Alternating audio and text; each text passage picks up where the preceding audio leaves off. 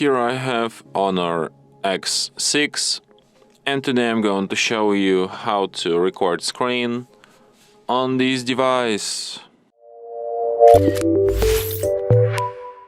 So to do this, firstly you have to go to the upper bar, and here you can find the button Screen Recorder. So by tapping on it once, recording starts immediately. So here you just can record your screen, anything you want to capture. Here you can also switch microphone. When you're done recording, just tap on this red button here, and after that your recording will be saved to the gallery.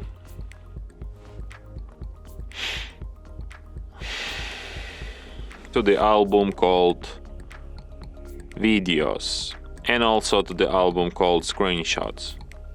So basically to the two albums at once. And from here you can share, favorite, edit or delete your recording, and also perform some other settings, options from this list. And that's it. Thanks for watching. If you find this tutorial useful, don't forget to hit that like button and subscribe to our channel.